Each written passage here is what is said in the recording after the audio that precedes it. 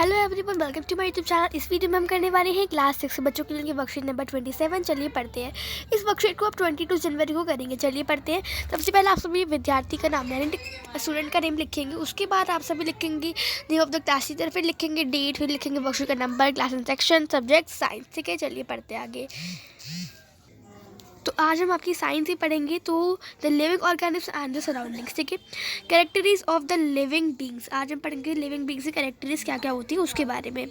So do we always find that living, हम हमेशा ये फाइंड करते हैं कि जो लिविंग थिंग्स है definitely show all the characters of the living beings. जो लिविंग थिंग्स होती हैं, मतलब लिविंग थिंग्स होती है, वो सारी कैरेक्टर शो करती है जो कि लिविंग बींग्स करते हैं। ठीक है, we all know that living things need food, they respire, respond to stimuli, reproduce, show movement, grow and eventually die.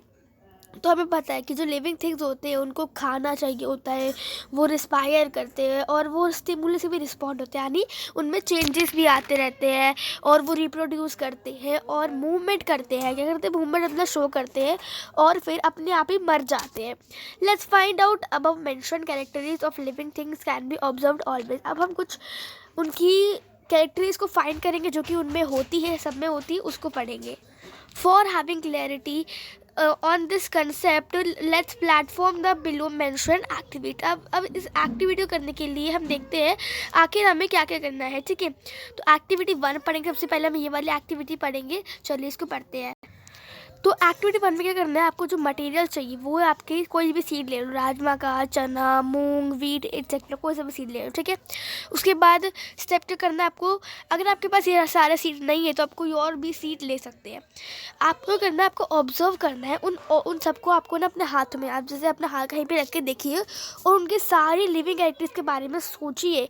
ठीक है, उसके बाद एक क्वेश्चन का आंसर दीजिए। क्वेश्चन है हमारा कि आफ्टर ऑब्जर्वेशन, आपकी ऑब्जर्वेशन के बाद इस कैटेगरी, आप इसको किस कैटेगरी में रखोगे, मतलब आपने ऑब्जर्व करा कि आखिर वो क्या क्या करते हैं। उसके बाद ये नॉन लिविंग थिंग्स में रखोगे कि इसको लिविंग थिंग्स में, और क्यों रखोगे उसमें आपको बता रहा हूँ। ठीक है, तो देखिए यहाँ पर अगर मैं बात करूँ कि सीड की, वो लिविंग थिंग है फिर नॉन लिविंग थिंग है। तो गाइस, सीड एक लिविंग थिंग है। कैसी? Seed is a living thing because the seed reproduce a new plant and it also need food, water and etc. It also respond to stimuli। तो अगर मैं बात करूँ सीड की, ठीक है, तो सीड जो है वो रिप्रोड्यूस करता है। क्या होता है? सीड वो रिप्रोड्यूस करता है एक नए प्लांट को। जब सीड को आप उगाओगे तो एक नया प्लांट पौधा उगेगा और फिर उसे भी क्या ज़रूरत होती है, उसे भी खाने की ज़रूरत होती है, पानी की ज़रूरत होती है और बहुत सारी चीज़ें जो कि हम लिविंग की ज़रूरत होती है। और ये रिस्पायर भी होता है और स्टिमुली से ये रिस्पॉन्ड भी होता है। ठीक है, इसमें चेंजेस भी आते हैं। तो ये सारी सब कुछ करते हैं, तो इसलिए हम इसको लिविंग थिंग्स में रखेंगे। अब हम बात करते हैं एक्टिविटी 2 की। इसमें भी आपको वही मटेरियल चाहिए, आपके पास वाले सीड नहीं है तो आप कोई और से सीड ले सकते हैं। अब क्या करना है आपको ड्रेन वाटर, मतलब आपको एक पानी में इनको बंद कर देना है। आपको कपड़ा लेना है और उसमें आपको उसको रैप कर देना गीले कपड़े में। ठीक है, उसको आपको कुछ दिन तक रखना है। उसके बाद इसको 2 दिन के बाद आप निकालना, कपड़े को खोलना। जैसे कि ये कपड़ा है, इसके अंदर आपने अपने सीड्स रख दिए। ठीक है, जब कपड़ा खोलोगे तो आप क्या देखते हो? जब कपड़ा खोलोगे तो आप देखते हो क्या उसमें ऑब्जर्व करा कि उसमें कुछ नया कुछ हुआ। अगर हुआ है तो उसको लिखिए। ठीक है, तो क्या हुआ होगा? जब हमने सीड्स को एक गीले कपड़े में रखा, उस पर पानी डालते रहे, उस पर उसकी केयर करते रहे कपड़े में। ठीक है, तो क्या होगा, उसमें स्प्राउट्स, जैसे कि सीड्स है ना, तो उसमें ना कुछ स्प्राउट्स आ जाएंगे इस तरह के, ये वाइट स्प्राउट्स आ जाएंगे। तो ये होते हैं स्प्राउट्स। ठीक है, यानी आप कह सकते हो कि द सीड्स वर जर्मिनेटेड या फिर we see sprouts in seeds. तो आपका आंसर 1 हो जाएगा एक्टिविटी 2 का, we see sprouts in seeds या फिर द सीड्स वर जर्मिनेटेड। ठीक है, कुछ भी लिख सकते हैं। ठीक है, उसके बाद क्वेश्चन 2 देखते हैं। इसी एक्टिविटी से आपका एक और क्वेश्चन आया। क्या क्वेश्चन आया? अब observe after observation in which category will put this thing, living things और non living things, why. Same question है हमारा। कि जब हम जो सीड्स है अगर हम उसको हमने देखा उसमें स्प्राउट्स आ गए तो हम इसको अब किस कैटेगरी में रखेंगे, लिविंग कैटेगरी में रखेंगे या नॉन लिविंग में। तो देखिए we put the seeds into the living category because seeds had sprouts and if we put the seed into soil and take care of it so it grew a new plant which shows all those characteristics which shows by all living beings। तो इसका मतलब है जो seed है ना, जो seed है वो लिविंग थिंग है, ठीक है। उसको हम लिविंग कैटेगरी में रखेंगे। क्यों रखेंगे लिविंग कैटेगरी में, क्योंकि उसमें स्प्राउट्स है और अगर हम उसको किसी एक मिट्टी में डालकर उसकी सेवा करें, उसमें पानी डालें रोज़, उसकी केयर करें तो वो एक नया प्लांट उगा देगा, है ना। और वो नया प्लांट वो सारी कैरेक्टरिस्टिक्स दिखाएगा, अपने सारे लक्षण दिखाएगा जो कि हर लिविंग थिंग दिखाते हैं, ठीक है। तो इसीलिए इसको हम किस कैटेगरी में रखेंगे, इसीलिए हम इसको लिविंग कैटेगरी में रखेंगे, ठीक है।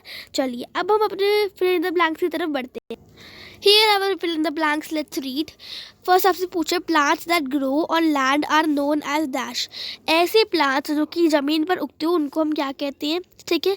और ऐसे प्लांट्स जो कि सेकंड क्वेश्चन हमसे बोला ऐसे प्लांट जो कि पानी में उगते हैं उनको हम क्या कहते हैं। और थर्ड आपसे पूछा to adjust in the new living condition is called dash.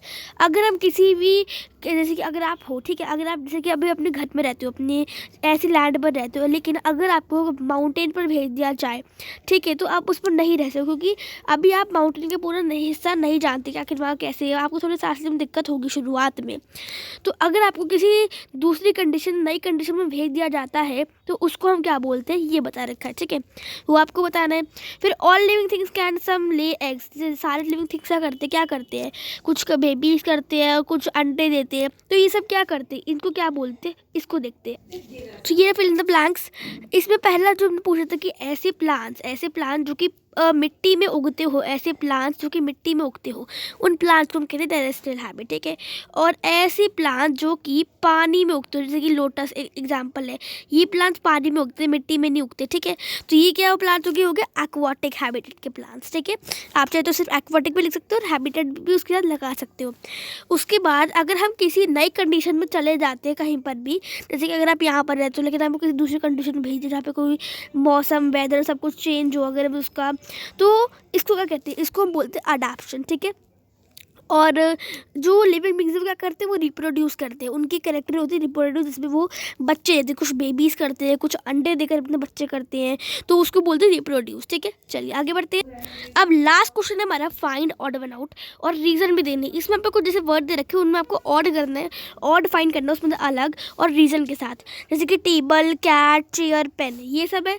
इसमें से क्या अलग है, टेबल, कैट, चेयर, पेन, इसमें से कैट अलग है, क्यों, क्योंकि टेबल, चेयर, पेन ये सब क्या है, ये सब होते हैं नॉन लिविंग थिंग्स। क्या होते हैं नॉन लिविंग थिंग्स, क्योंकि ये सांस ले सकती है और इसमें से कैट एक ऐसे जो लिविंग थिंग है जो सांस ले सकती है, ठीक है। So cat is odd one out because table, chair, pen is non living and cat is living. Okay, now moving to second question. अब इसमें हमें ये देखिए इसमें से क्या है हमारा, क्या इसमें हमारा है ऑड, ठीक है।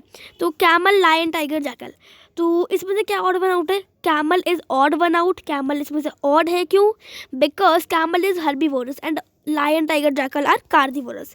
क्योंकि कैमल जो है वो हर्बीवोरस है, कैमल जो वो क्या वो फ्लैश नहीं खाता, मतलब मांस नहीं खाता, ठीक है, मांस मच्छी नहीं खाता, वो सिर्फ क्या करता है प्लांट्स खाता है, जैसे कि कैक्टस को खा लेता है वो। तो अब हम और लायन टाइगर क्या करते हैं, वो मांस खाते हैं, हिरन को खाते हैं और किसी भी खाते हैं, किसी भी जानवर को, ठीक है। सी क्वेश्चन में क्या ऑड वन आउट है वो देखते हैं, मैंगो, एप्पल, ग्रेप्स, कैक्टस। इसमें से क्या ऑड वन आउट है, इसमें से आपका ऑड वन आउट है कैक्टस। क्यों cactus odd one out, because cactus is a plant and mango, apple, grapes are fruits. क्योंकि कैक्टस एक प्लांट है और मैंगो, एप्पल, ग्रेप्स क्या है, फ्रूट्स है, ठीक है। तो ये आपका आंसर हो जाएगा, इसको आप जरूर लिखिएगा, ठीक है। चलिए आगे बढ़ते हैं। फिश, ये वाला पढ़ते हैं, fish, hand, dog, pig. Fish is odd one out because fish is an aquatic and pig, hand, dog are terrestrial animals. क्योंकि फिश इसीलिए ऑड है इन सब में से क्योंकि फिश क्या है एक्वाटिक, वो पानी में रहती है इसलिए वो एक्वाटिक एनिमल है, और बाकी सब लैंड पर रहते हैं इसलिए वो लैंड वाले टेरेस्ट्रियल एनिमल्स है, ठीक है। चलिए अब लोटस, रोज, सनफ्लावर, चमेली, इसमें से क्या हमारा ऑड है, इसमें से lotus is odd one out. Lotus इसमें से ऑड है, क्यों, क्योंकि वो एक्वाटिक है, और रोज, सनफ्लावर, चमेली और वो ये सब टेरेस्ट्रियल है, ठीक है। लोटस क्या है पानी में उगता है और ये सब रोज, सनफ्लावर, चमेली सब क्या है ज़मीन पर उगते हैं। तो तो लोटस एक्वाटिक है और बाकी सब टेरेस्ट्रियल है, इसीलिए ऑड वन आउट लोटस है। ठीक है, तो यहीं पर मैंने सारे आंसर आपको दिखा देती हूँ, आपने फिर से इसको देख लीजिए, आराम से पढ़ लीजिएगा।